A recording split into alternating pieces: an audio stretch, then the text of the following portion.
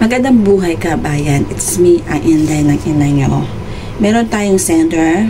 So, itong si kabayan ay nagsasuffer po na ngayon ng depression dahil po sa pag-post sa kanya sa social media na isang page ata to or Facebook.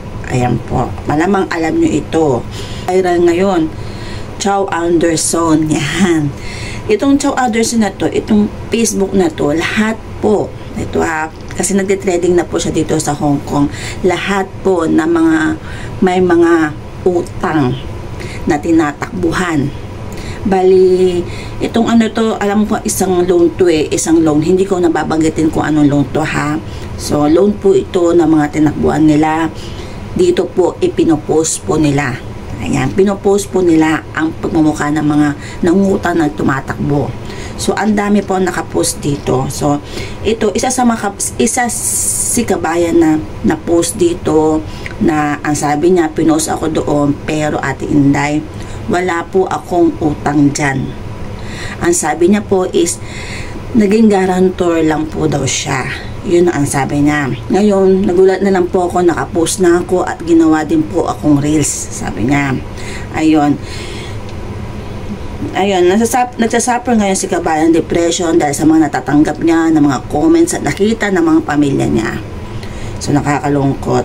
So, sabi ko nga, bakit hindi mo sinabi na guarantor ka? Sabi ko sa kanya, guarantor ka lang. Ang sabi daw po is, nakapirma po siya daw, kaya ayun, may ano daw siya, may obligasyon po siya na dapat bayaran niya din po.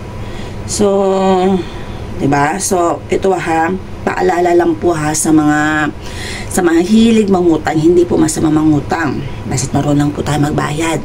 Kung ayaw niyo matulad sa mga itong Facebook na to, na pinopost lahat po na may mga utang. O, 'di ba? So, kung ayaw nyo ma-stress dahil pinost kayo, tapos pag pinost kayo sa isang Facebook, sa isang page na may utang kayo at kayo pa yung may ganang ma-stress, magalit sa isang tao kapag pinost kayo. Nangutang kayo tumakbo kayo, hindi kayo nagbayad.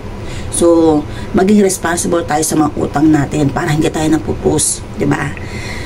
Tinanong ko kay kabayan na saan na talaga yun ang utang nito. Ang sabi niya, dito pa rin po daw sa Hong Kong. Yung nga lang, nagtatago, hindi niya na daw mahagilap. O, diba? So, ingat din sa mga nagagarantor dyan, sa mga mag-garantor. Hindi porket kaibigan mo, matitiwala ka na. Okay, so kung maaari, huwag na kayo mag-garantor. Hey, nakaka-stress talaga. So, ako talaga, hindi talaga ako nagpapagarantor. Kahit kaibigan ko pa yan, kahit best friend ko pa yan, kahit kapatid ko pa yan.